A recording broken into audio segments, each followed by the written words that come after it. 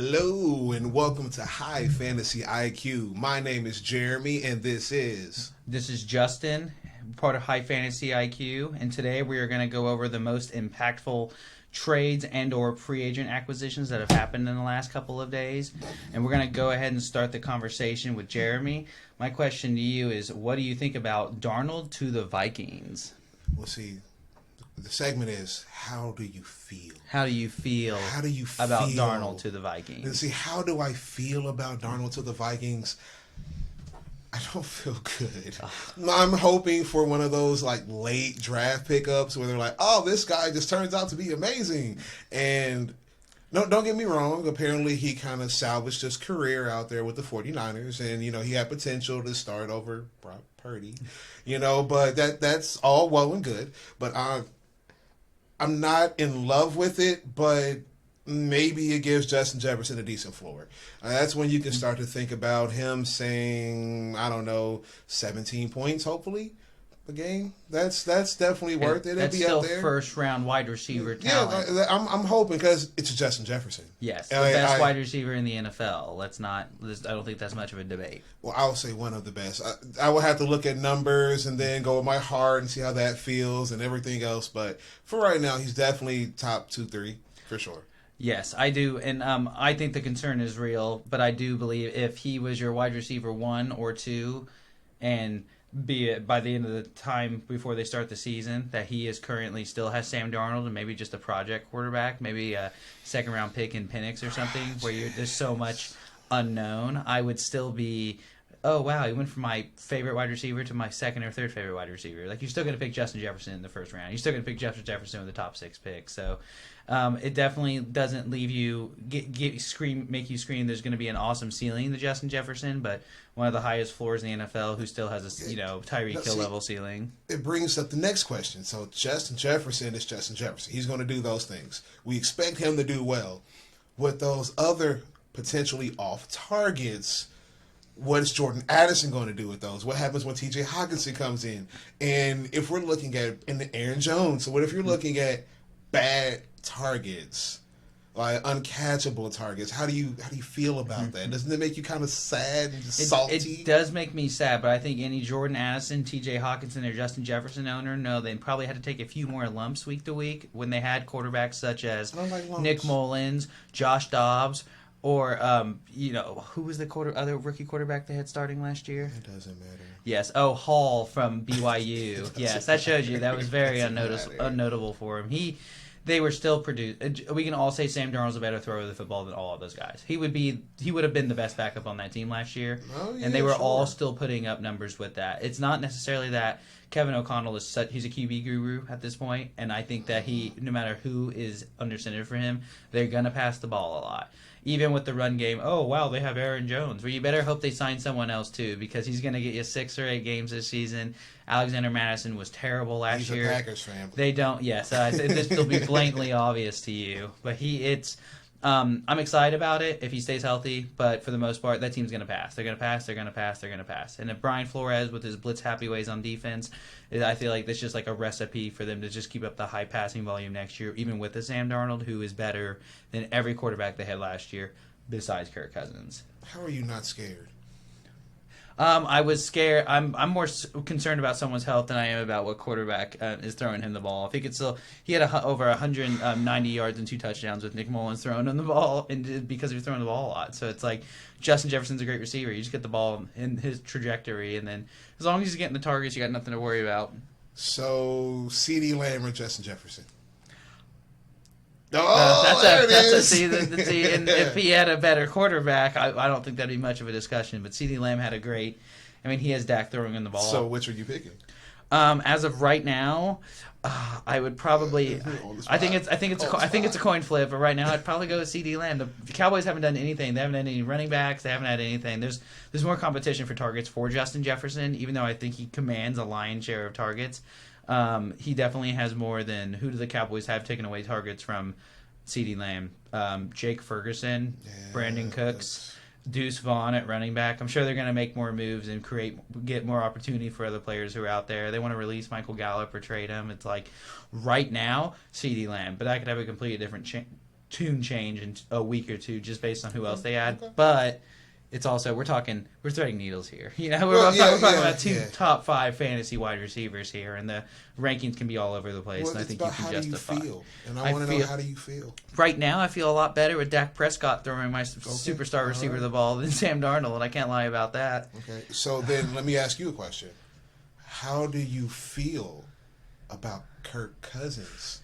Well, Kirk Cousins to Atlanta. Let's say we are in full-blown hype season now about this Atlanta offense. This is Here we go. everything you've It's not that Kirk Cousins is this great, one of the best quarterbacks in the NFL. No, I'm not saying that. He's coming off an Achilles injury, which is terrifying, but the Falcons have had such bad quarterback play, New York Jets level bad quarterback play.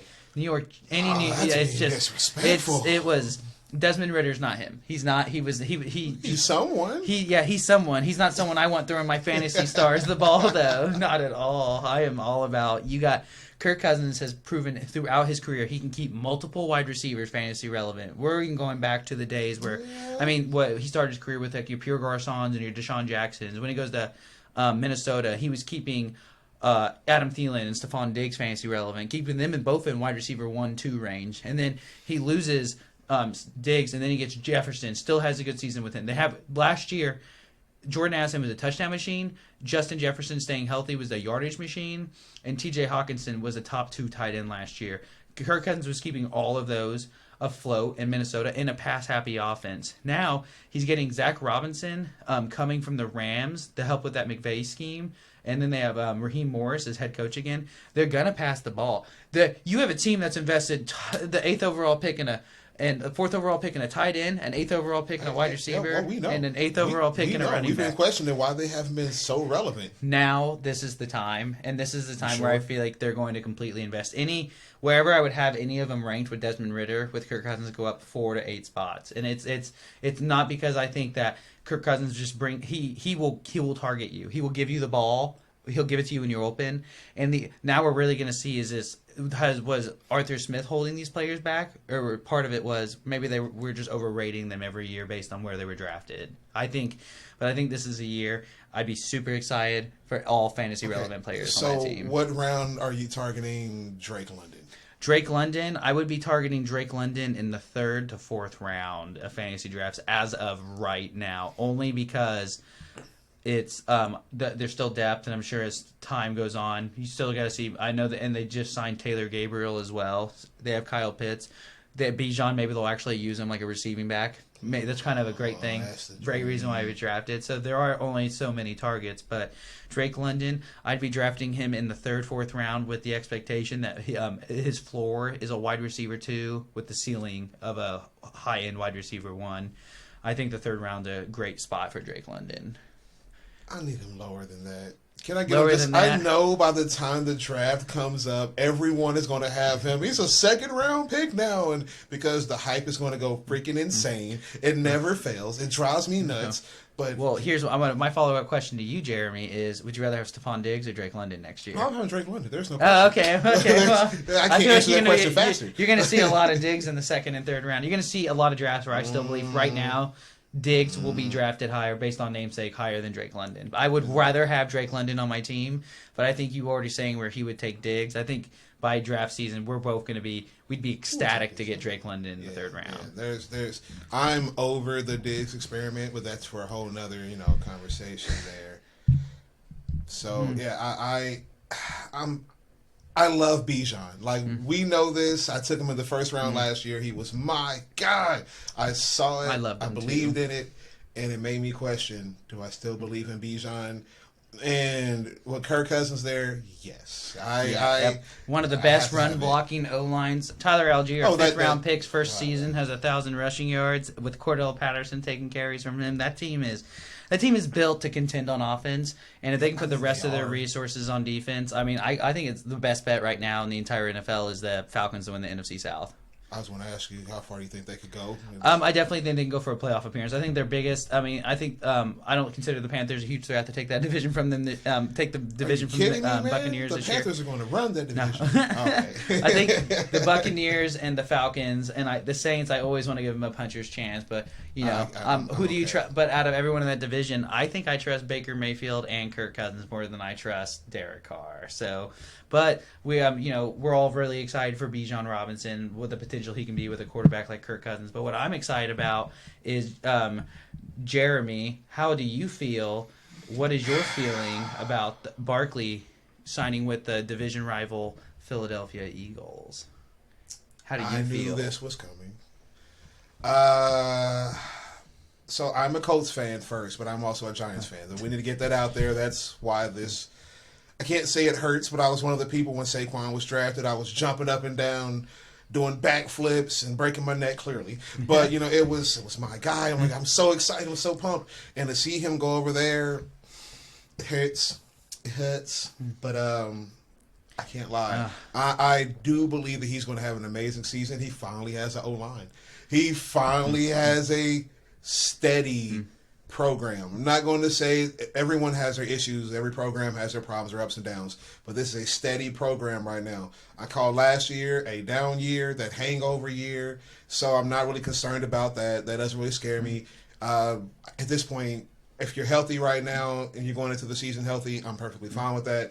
He is going to have a chance to go for double-digit touchdowns with ease. And even he's probably going to vulture his quarterback more than the quarterback's used to. Yes. So that's going to be one of those things where you're like, I could have swore Jalen Hurts would have had another 8 points this game. Well, yeah, that rush and touchdown and those yards are gone this time. And Saquon is going to be, he's just going to eat and eat and eat. And Singletary. Oh, yes. With a corresponding move of Devin Singletary taking Saquon Barkley's job in New York with a 3-year deal where when I first saw the report, I thought maybe it was a 1-year deal as a stopgap, but they are committing to him at least for this year, and they're going to give him a real shot to be their 1A to potential bell cow running back this year. Yeah, and see that you're giving up Saquon, who will probably have like 50 catches this year. He is someone who's probably going to end up bailing his quarterback out so much. And so those little quick screens will turn into probably 30, 40-yard catches, and Singletary is going to return you nowhere near that. So you let him go, and once again, you kept Daniel Jones. I could I need like the straight jacket just kind of rocking it right now. But and he said after the Giants came off a down year last year from obviously winning a playoff round, every other year the Giants have the same year, so I don't really know where that's coming from. They're an extremely we'll surpass expectations one year and then absolutely fall on our face the next year. It is you can take the shitty head coach and the shitty general managers away from the Giants, but you can never take the Giants away from the Giants. And it is one of those situations where I think Devin Singletary, the Giants' offensive line cannot get worse. It absolutely cannot get worse than it was last year. I don't know what Evan Neal just seems like.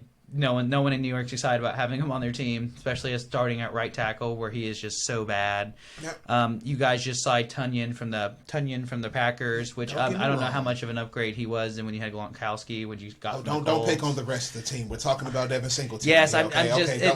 It's leave the team O-line. alone. It's the O-line. We're talking about Singletary, and he had a okay year last year.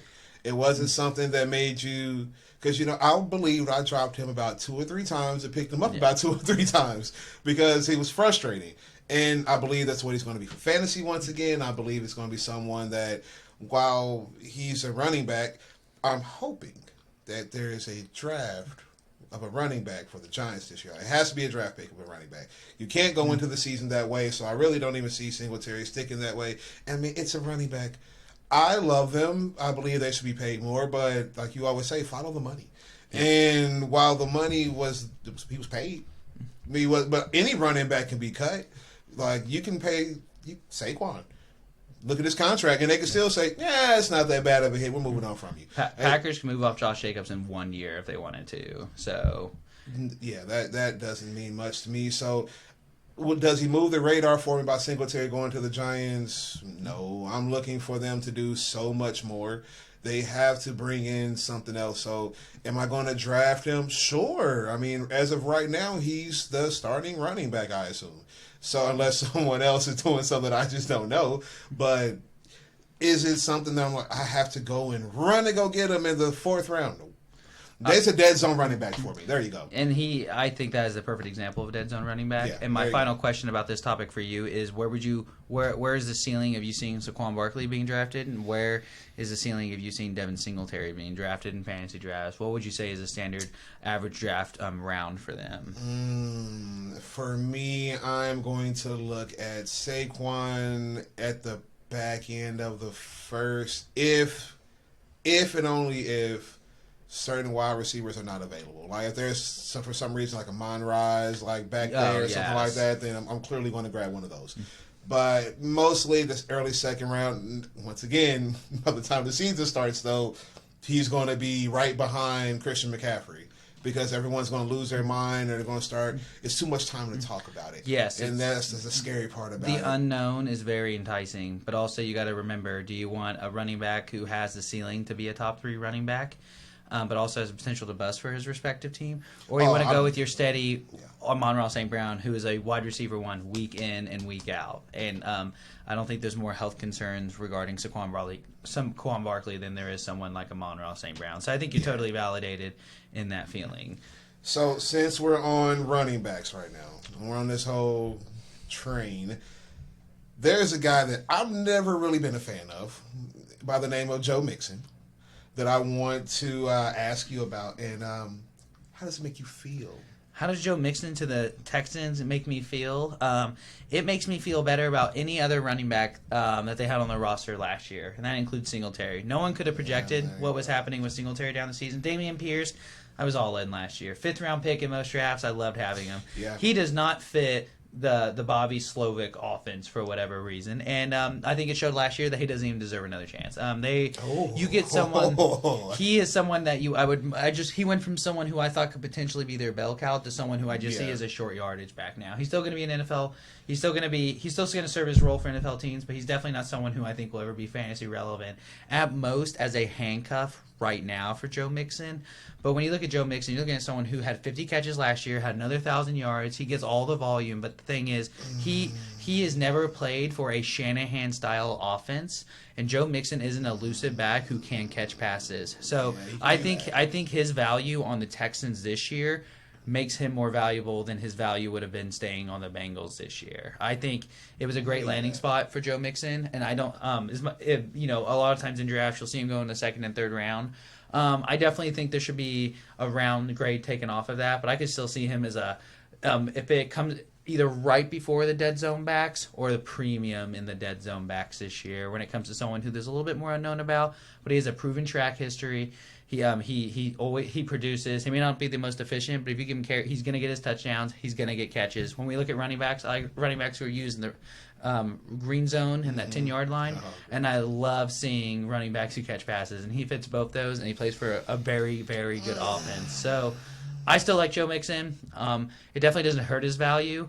I think it personally makes his value better, and I'm just really excited to see what we can do with someone we actually have seen be a successful bell cow playing for a C.J. Stroud-led offense, who was a bell cow previously on the Texans that was on the Texans last year. Successful. Yeah, he has one or two games every year. Joe Mixon has led the AFC in rushing multiple times, I will say, too. With Derrick Henry being in that division. We're not talking about that. We're talking about fantasy points. He has like 1 or 2 games a year that skew the numbers way too high much. Touchdown games, yes. And then you're like, oh, Joe Mixon's so amazing. And then when you really need him, it gets you bounced out the playoffs. So, but that's neither here nor there. I'm not a Joe Mixon fan. Just some guys like you have been on him, and I just keep avoiding it every year. I've never had Joe Mixon on any fantasy team I've ever drafted. Have you ever regretted not having Joe Mixon? I've never regretted not having him, but also I may have a different... my strategy is I will only take value at running backs. So the thing about Joe Mixon in most leagues, he's never a value. He's going to be drafted. He always gets drafted probably a little higher than he should, because especially when it's like, well, he was a bell cow and he was really efficient too. Oh, he has Joe Burrow, Jamar Chase. There's going to be so many red zone opportunities where it's like none of that have really fell in line for him. my excitement stays the same. I would say if I went receiver, my first 3 picks, or maybe even a tight end or a quarterback, and I'm like, well, I really need like an anchored running back, a running back that I may not feel great about having season long, but someone I can put in every week who does have the upside to have great games for me week in and week out. That is Joe Mixon's game. He's going to be frustrating to have, but also if he's your only... Why have him? Why have him? Yes, then why have him? Well, beginning of season, because it's like the unknown. It's the projection. He's on a team that might completely unlock certain ways that he's been. He could give you I want a running back who can consistently get me potentially 4 catches a week, always has red zone opportunity.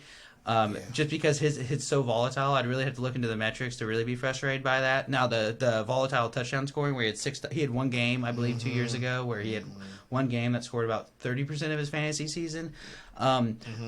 It's the first time we've seen him in a different situation. So this is going to be... He's been on the Bengals his whole career, so it's almost like, okay, well, how are they going to use this veteran running back who is not like a running back that they've used previously? There's a discount on him. Let me ask you this then. Seeing how you feel about Joe Mixon, how do you feel about his replacement in Zach Moss? He might be if he can stay healthy, he's your dead zone running back. I would say I'm more excited for Joe Mixon on the Texans than I would be for Zach Moss on the Bengals, but I think the price, and this is where price does matter. I can love a player, but I don't like where he's being drafted. I mean, if Joe Mixon ends up becoming a 3rd round pick, I'm probably gonna pass on him if there's other players who are there. But now, you love him so much. I love him compared to be on the Bengals. There is but then Zach Moss, if I'm seeing, would I rather have Joe Mixon in the 3rd or is Zach Moss in the 7th? I'm running in my card for Zach Moss in the 7th. If he can just get used just as much as Joe Mixon was, we saw Zach Moss. So we're both from Indianapolis. We both watch the Colts all the time. It's our hometown teams, and we have seen Zach Moss when he was given. He was one of the best fantasy running backs in the NFL the first few weeks of the season without JT. So we know he has the potential to do it, and he had spurts in Buffalo too. Zach Moss is not a bad running back. Now I do expect the Bengals to use Chase Brown a lot more. Chase Brown proved to be in a sparing role last year, was really good. I don't think we'll see Zach Moss with the type of volume that Joe Mixon ever did, but also he was an extremely efficient running back as well. So I would rather pick Zach Moss in the 7th than pick Joe Mixon in the 3rd. I will not lie about that. But it's also Zach Moss couldn't have been to. Is there really a better spot that Zach Moss could have went to raise his fantasy value, other than Cincinnati once they got rid of Mixon?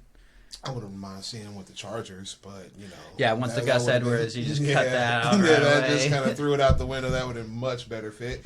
But besides this one, of course, because Zach Moss, I have been on that train since I did college fantasy football. So I have been with this man for a while, and I loved him. Like he's a dog.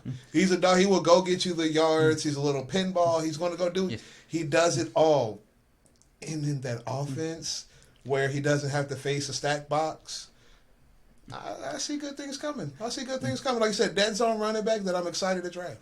Yes, he is, and he's someone I would love early season, and someone who can just really round out maybe a wide receiver heavy draft early in the rounds. Where if I can get a running back combination and lead it with a Zach Moss, and I'm getting premium everywhere else on my draft, then I'm going to be extremely excited with starting him week in and week out until obviously the season unfolds and you have to make other adjusting moves because what running backs stay healthy season long. And on the topic is this has been the deepest free agent running back class we've ever seen, and it's completely changed the fantasy landscape in so many ways. And there is so many rookies we were excited about last year. Whether it was our Bijans or it was our Jahmyr Gibbs. There was this guy right here. There's one running back I know he's very excited about, and I want to know how excited he still is about him, and that is Tyjae Spears, one of Jeremy's darlings last year. How do you feel about Tony Pollard signing a 3-year, $24 million deal with the Tennessee Titans? How do you feel about Tony Pollard on the Tennessee Titans and how that impacts Tyjae Spears? I can't even look at the screen. I'm trying not to cry. I was so pumped. So you are very disappointed. I'm so hurt. Tyjae Spears, just having him on the team was so nice.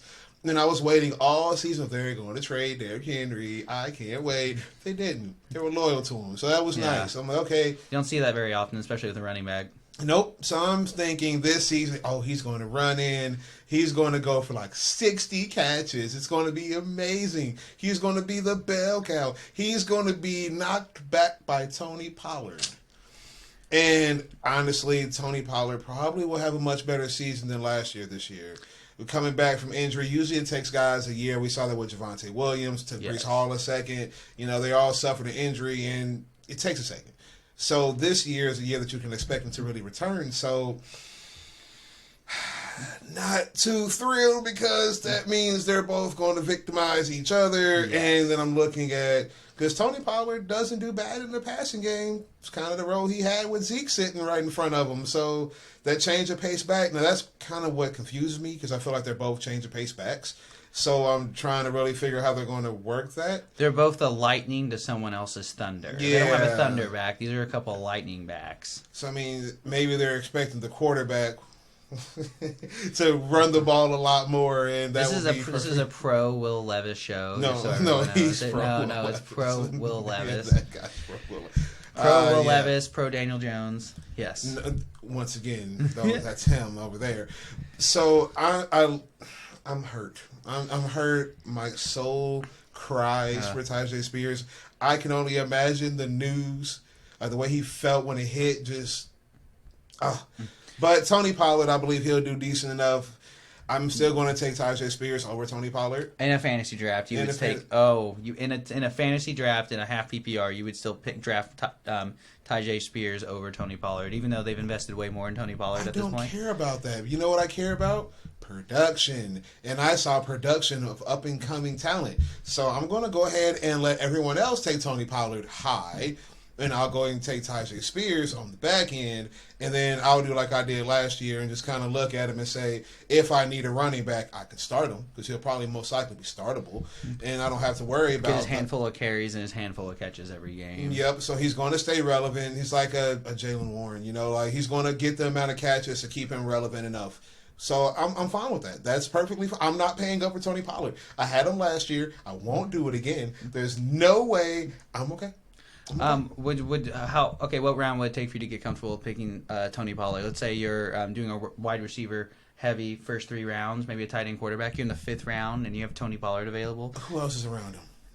I'm probably going to ask that question. I guess what running backs would you compare? What running backs do you think would shock someone that you would pick over Tony Pollard at around the same range? I guess you would have to go with they're split backfields at that point. You're looking at split backfields. So you're seeing Tony Pollard as a dead zone back. Yeah, he's going to end up right around that range, that maybe 5th, 6th, somewhere around there. I see Pollard going a lot higher than Tyjae. And I see Tony Pollard getting. I already have a feeling that closer we get to the draft season, that I'm not going to like the price to pay up for Tony Pollard. No, that's why I don't want to pay the price. Especially with that O line. How's anyone going to feel comfortable running any running back behind? It's not even just the O line. It's the fact that I don't believe in the offense. Like, it doesn't matter. Even a Brian Callahan offense. I don't care. I need to see it first. That is true. So I'd rather wait. I'd rather wait and be wrong, and then to jump in too early and be wrong, because it's just like it's easier to swallow when you're like, it's easy to understand when you play fantasy. A lot of times is, can you justify your reasoning why you did that? Oh, I didn't want to buy in on an unknown offense with Brian Callahan with his spotty O-line, which a lot of people aren't sure about. Will Levis. Look at the receivers. I don't like Will Levis. It's so like, that's another reason why. And I would be like, I wouldn't invest in him either if I felt that way. 100%. But if he does do better than expected, at least understand how you got there. So I think Tony Pollard will be someone who is definitely getting overdrafted. Tony Pollard could be the running back 1, and I still would not feel bad about not taking him. I'm okay with that. I understand that he has talent, and I understand that there's always a chance that anybody could end up doing that. Look at like Raheem Mostert last year. He had a great season and was super late drafted. Like, some people picked him up. Yeah, he was like the waiver. In most drafts, he was like a 10 to 12. He was after the dead zone. Yeah, so there are players that can have great years, but I didn't kick myself for not having Raheem Mostert last year, and that's another one. I'm sorry. Once I get on a train, either I'm on it, like Kyren Williams, Puka, so many others that were just like great when you first get on, and then I'm on it for like Christian Kirk. He didn't have a great start to his career, but it was good, and I've loved him ever since. Doesn't always have to be an up here kind of guy, but I need something from him. He's always shown the potential to be I could see this guy as a consistent week to week high end wide receiver too. And the first year in Jacksonville, that's exactly what he provided. Yeah, exactly. So Tony Pollard, I got on the train. I was on board for like 3 weeks, and then I wanted to jump off after that week. Now, the year before, had I had him and jumped on the train, like, I believe in Pollard. Probably not because it's running back. But, yeah, no, I'm okay. I'm okay. And I think if we're looking at Tony Pollard, his ceiling of from past instances where things like this have happened, not just because they played for the same team at this time, is everyone thought DeMarco Murray was getting a little overpaid when the Eagles traded him to the Titans. Like, oh, he's overpaid. They traded a draft pick for him. And everyone was expecting this Derrick Henry at the time because he was drafted. They're like, oh, he's going to be the main. Well, DeMarco Murray's first year in Tennessee was a running back one season. Yeah. He showed that once he got off that injury and he actually found an offense that fit him, he could still produce like he had used to before in Dallas. There's a lot of similarities there. But his floor is Miles Sanders last year. Miles Sanders signed for a lot of money. And you know what happens when you go from the Philadelphia O-line to a team like the Carolina Panthers O-line? I think we can draw a lot of similarities that when you play from behind Dallas's O-line to now you're playing behind one of the league's worst in Tennessee's. There's cautionary tales on both sides. And I think from recency bias, I'm a little bit more scared of the Tony Pollard's Tony Pollard being comped to Miles Sanders and how the situation could arise, and it's because no one drafted Chuba Hubbard last year, and this example would be Tyjae Spears, and then by the end of the season you were starting Chuba Hubbard, and you weren't even considering Miles Sanders. He was the definition of a draft bust. He had 0 productive games, and that was one of the worst free agent signings last year. Even when they signed him, it's like I know Frank Reich was familiar with him at the time, but there's a reason he's not the head coach of that team anymore. Every time Frank Reich likes someone, how well have they done? Like, we'll bring him in. Carson Wentz. Poor Carson. Yeah, we'll go ahead and go with that one. The Carson shade. You got any more feelings for me? I do want to ask you one more thing. Oh. How do you feel? Because this one's a good one. This is one of those I was excited for the shoe to drop. Who's a really important one? How do you feel about Derrick Henry going to the Ravens? I feel fantastic for everyone on Baltimore. I don't think this hurts. Derrick Henry could not have landed in a better spot. That was everyone's everyone was like, "Oh, it's destined that they'll be together." They were Dallas, but I thought Dallas and Baltimore could have been great additions for Derrick Henry. No place would have improved his fantasy stock more than Baltimore. Baltimore and his fantasy stock it's just. And you'll hear everyone who talks about fantasy when talk about this move will probably say something very similar, where it's like, one, Heisman backfield, it's back. Mark Ingram was an aging running back, and when he joined the Baltimore Ravens to make the Heisman backfield, he had a top 10 fantasy season that year. So it shows that age is but a number. And when it comes to Derrick Henry, he is legitimately built different. We haven't seen a running back like this. And since I've been watching football, I've been an avid watcher of watching every single game that airs since 2014. Been a fan of the sport my whole life. I've never seen a running back like Derrick Henry at all. I mean, even the pictures of Derrick Henry at Alabama with Mark Ingram at the end, it looked like a toddler to an adult, and it was. Now he's playing behind, yes, an O-line that won't probably be as good as it was last year, but still you have Lamar Jackson. Is it better than Tennessee's line? Absolutely better than Tennessee's line. So they got that going for them. They always find a way. Baltimore always finds a way. Derrick Henry is. Gus Edwards scored 10 plus touchdowns last year. Who would I rather have in the goal in the red zone, green zone? Derrick Henry. Derrick Henry can regain that form where we wouldn't be shocked if we saw he had a 200-yard rushing game. How does he not score over 10 touchdowns? Last year he was, I believe he was second in the NFL in rushing, had over 1,000 yards. Yeah. He is. There was no better spot, and I think this. Last year, Derrick Henry, you were still seeing him getting picked around the second round. People weren't as high on him this year. Yeah. When I look at Derrick Henry, I see him as a bona fide, a usage touchdown dependent running back one. I think his value is better than it was last year, and he is someone that if I had an early pick and I was doing the 2-3 turn, he would totally be a running back I would consider to pick at the end of the second, beginning of the third range, and even if you think that's too low. No. Just I really hadn't thought about where I want to take him. I was just so excited about the move. We're very excited about the move. It does not hurt his value, and the sky is the limit. I mean, and I'm not just saying that because he's a big name. I'm saying that because he is built. He is a different player. He's a different player than so many. The Baltimore. imagine if they had Derrick Henry during that AFC Championship game, and that he would probably tell them to run the ball. The Ravens probably would have made the Super Bowl. So it's like they've been missing someone like him, and as long as he can stay healthy, I don't know how we don't look at Derrick Henry and say at least his floor is 1,000 yards and 10 touchdowns. I mean, if he stays healthy the whole season, if I'm drafting that in the early third, late second, I mean that's pretty good running back value rest of season, as long as health is the main concern, but that is for everyone as well. And so let me ask you this. With Derrick Henry, which we love him. We love the move. We love the position. Derrick Henry or Saquon? Who's going to score more touchdowns? Score more touchdowns? I would go with Derrick Henry. Derrick, I mean, like I said, Gus Edwards, 10 plus touchdowns last year. Derrick Henry, better than him. Has Saquon Barkley had more than 10 rushing touchdowns in his career in one season? Overall touchdowns, yes. But not over rushing. I love Saquon Barkley. I believe Derrick Henry will score more touchdowns, but I would probably still pick Saquon Barkley in fantasy drafts over Derrick Henry, for one very important reason. He catches passes. Half PPR, full PPR. The running back that catches passes will more passes than the running back below him. A touchdown here or there. He might have more touchdowns, but he has more upside receiving touchdowns. He has more upside. I mean, he could catch 4 to 6 passes a game. It's the passes are what sell it for me, but I don't think I don't think what's separating them is that tight. I definitely think it's less than a round. I mean, 30 or so catches for Derrick Henry for the year. 30, I think. I think it's possible, but I still think that's his ceiling. Would you take 30? I would take if I was Derrick Henry, and if I had Derrick Henry on my team and he caught 30 passes, I'd be ecstatic. Yeah, I would be. What if he threw like 2 or 3 passes? How would you feel? And it's hard. As long as those passes go for touchdowns, that can help make up for a few. Last year. Yes, he threw 2. Derrick Henry, he's hard to comp sometimes because they really do use him. He's a playmaker. He's a football player. And that's the thing. Like, no matter what you put him on the field to do, he can do it. It might not be as great, but like you said, his rushing is so amazing.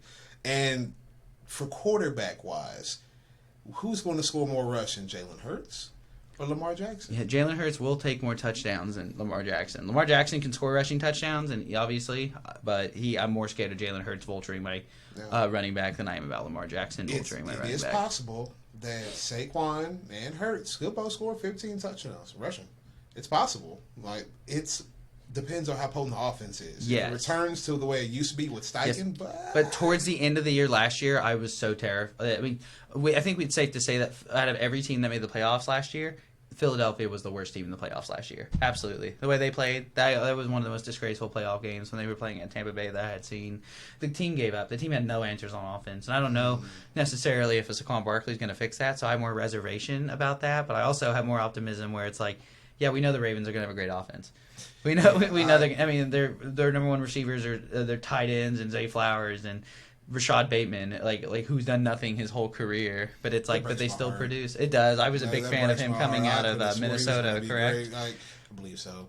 That one just destroyed me. I wanted him so bad to become something. He just didn't. Sometimes players just I want them to succeed just because they have cool names. Rashad Bateman's a badass name. You know, I was like, oh, okay, I can get behind that. You know, cool name. And he's but no, I very much Derrick Henry. I mean, so many of these fantasy. Usually, when we see fantasy movement when it comes to running backs changing teams, this year has been the most impactful because the draft ADP of players like Saquon Barkley, Derrick Henry, Josh Jacobs have all risen, and then you have players like your Tony Pollards and your DeAndre Swifts and your Gus Edwards, where they probably have either stayed around the same or they have fallen dramatically, such as in Tony Pollard's case, where he was,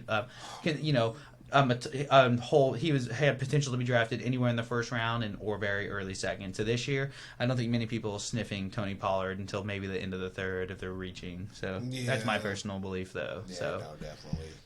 And then one that we had happen right before the show started was Bryce Young is finally getting some help over in Carolina. He's finally getting a receiver who is not old and actually knows how to catch a ball. I'm sorry, Jonathan Mingo and Terrace Marshall. He is the Pittsburgh Steelers are trading Deontay Johnson to the Carolina Panthers for cornerback Dante Jackson and a pick swap at the end of the draft. So Deontay Johnson, new number 1 target in Carolina. Jeremy, how does this make you feel? Well, I like it. Don't love it because you give Bryce Young a receiver that can catch. That don't get me wrong. He's only led the league in drops once. Okay, no, he's had a he's volatile. Yeah, thank you. Like, it doesn't leading the league or just still dropping the ball. It doesn't matter. I need you to catch the ball, but he gets open. He definitely gets open. He always. You earn your targets. You can't just show up on the field. Otherwise, everyone will be able to do it and say, hey, I'm going to be open because the coach schemed me up. It doesn't work like that. He knows how to get open, which is going to work out for Bryce Young. And the question is, can someone realize that Bryce Young isn't the tallest quarterback? And he might need to take an extra step or two back in his drop back. So those angles work out a little bit better, and he could see an open Deontay Johnson, or roll him out like you do Kyler here and there. A la Kyler, Drew Brees. Yeah, there's certain things you have to do for a shorter quarterback, and if you do those things, then Deontay Johnson's going to be amazing. Especially coming with Dave Canales, who just gave Baker Mayfield his best season of his career, first year in Tampa.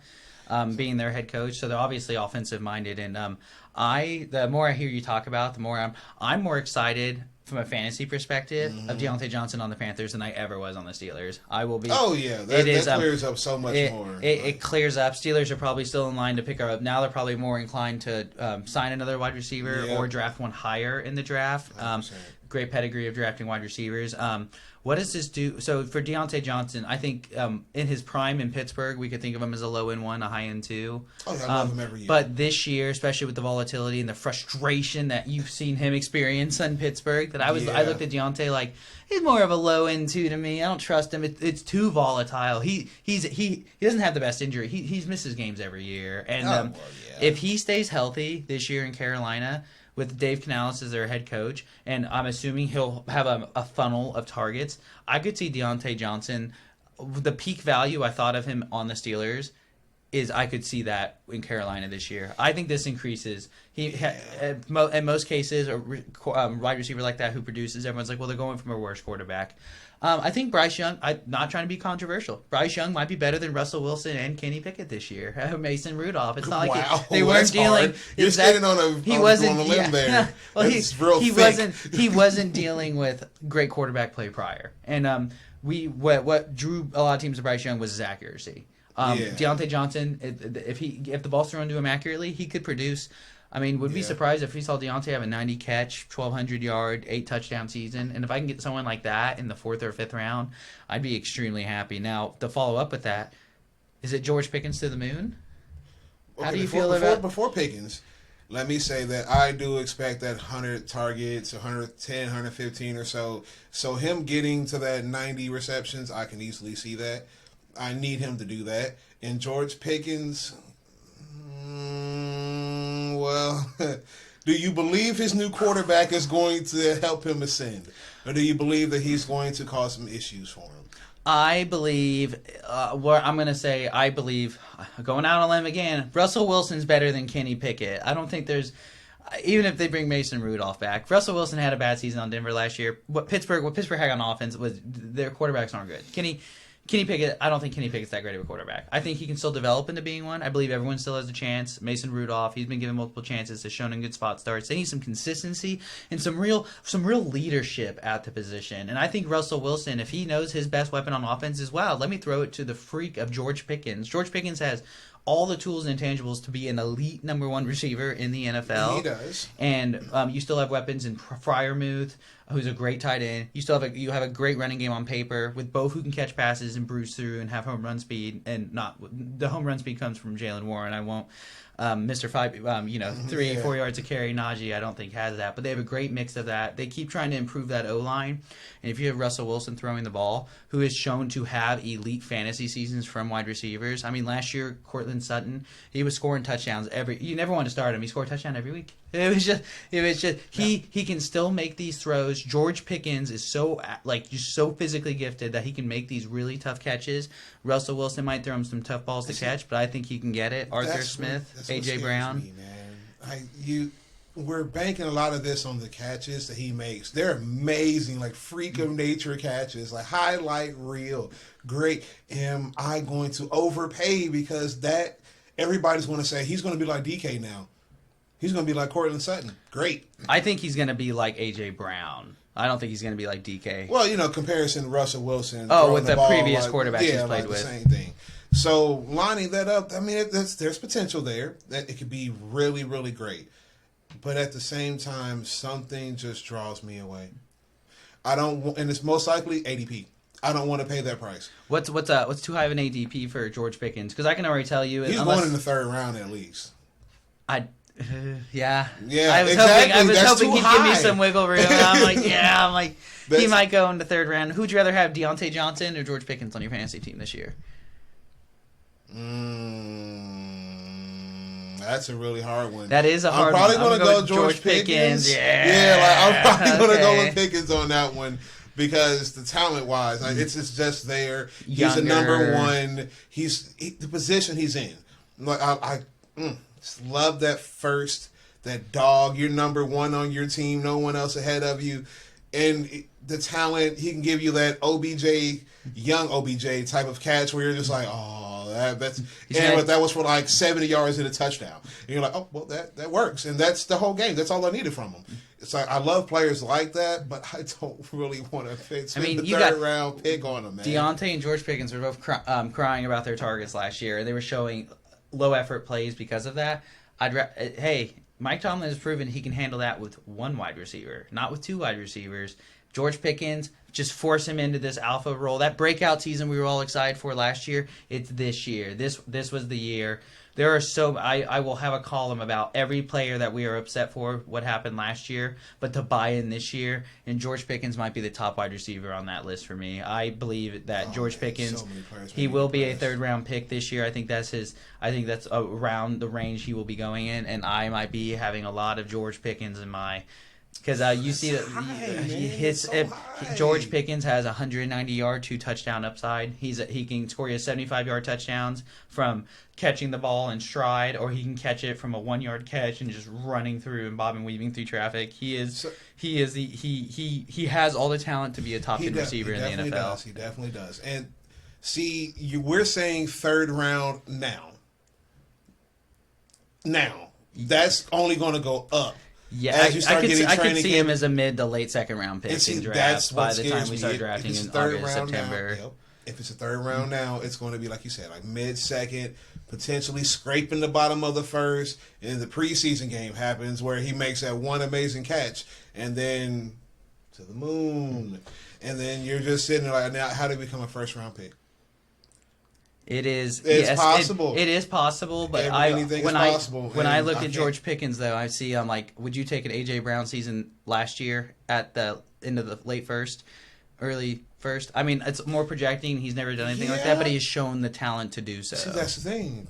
I don't want to go not in my first round. I believe he not in my first round. I will never ever pick a George. There's too many other receivers. There's ranges of wide receivers, and he is not in tier one. He won't sniff tier one no matter what they do. He will not sniff that tier because he has not proved it. Now, you want a Stephon Diggs, or would you rather have a George Pickens? Stephon Diggs is a great little plug in there. I would probably take Pickens over Diggs. Yes. Just because I don't want Diggs. We've been through this. I don't want this man. Diggs is the perfect second to third round teeter wide receiver right now, where it's like, are you going to buy into the fact that he has a great quarterback still and he's been an elite receiver year after year? Or last year was just such a steep decline towards the end of the season that it's like, you either get value on an alpha wide receiver, or you paid a little too much for someone who we saw last year towards the end of the season wasn't anything better than a wide receiver 4 at this point. Well, see, if I get Diggs, it's because he fell to like the fourth round, and then I'm going to trade him probably week 1 or 2. And then if he has an amazing season, then great. But 2 good games from Diggs, people will believe and buy in again, then I'll just sell him. I'll just sell high and sell as high as possible. And honestly, it just I cannot wait till we get closer to the actual fantasy season and we can talk strategy with you guys and talk about strategies that Jeremy and I, who have very similar strategies with how we start our drafts, but extremely different strategies with how we fill out our teams. Jeremy and I have had success in multiple leagues, multiple formats with different people in most leagues, and we have always found some consistency success because we follow a very simple model with our consistency, and we know drafting is the most important thing you do for your team. The second most important thing you do for your team is how you manage your team after week 2. It is it's completely detrimental to how you draft. I never want the team that I draft. I will almost all of my great rosters. I maybe only have 4 players from my original draft by the time my team ends, and it's going week to week and learning, and then having all these players in. I'm the opposite because after a certain point, I like to try to draft properly and make sure that my team, my core is set. So usually when I draft, it's studs. Like, give me this guy, the one-of position. If I'm going to go hero, give me that Christian McCaffrey, even though it scares me always. Or whoever it might fall that or Breece Hall or someone. If I'm going hero, well, that 3 wide receiver league, I definitely want to make sure I stack out my wide receivers first. Let everyone else grab the running backs unless you're getting that great hero strategy. And that's the biggest thing. It's always going to change. Your strategy's never going to be the same per draft. You can go in saying, I want this person, but unless you're willing to reach really, really bad sometimes, like I did last year on Bijan, it kicked my butt. He says he reached on Bijan, and I would have. He had the 5th pick in our draft last year in our league. Him and I have been playing. Huh? That's 6. Yes. Yes, I wanted him. He had 6, I had 7th. I was going to pick Bijan. Easy. But then because he made, in hindsight, that mistake, I drafted Tyreek Hill as my fallback option. Wow. So you always have to understand that just because things don't work out, it's just follow your board. Yep. He was the next best. That was the last running back I would even consider to pick in the first round. He picked him, and then my contingency was, it's the next wide receiver, and it just happened to be Tyreek Hill. Bijan, and I took Chris Olave, which turned into Amon-Ra and Tony Pollard. So yes, I mean, how even if that's the managed part of it. Like, no matter how bad the mistake was, I saw it was going bad early enough and moved on from it, and you have to be willing to do that. Which will give you many more tips on when to do that, because waiting too long can be detrimental to your team, and that's how you end up in 0-6 starts. And sometimes, which this guy actually almost turned it around one time, starting out like that. And you have to be able to say goodbye to your players the second you realize they're not going to do enough. Just because you score 120 points or so on average, maybe you need to score 140. And you got to blow it up to get there, and it's got to be willing to do that. Yep, you gotta be able to take risk. I rather have knowing I have a roster that might score me 90 points, but can score me over 200 points. There's just a certain beauty to that, and then that's how you got to take risk if you want to win your leagues. Oh, you do. You just every year I've won, I've taken major risk, and sometimes they pan out. Other times I lose in the championship game because of a mistake I made. But my strategy has been consistent my whole time through I've been playing.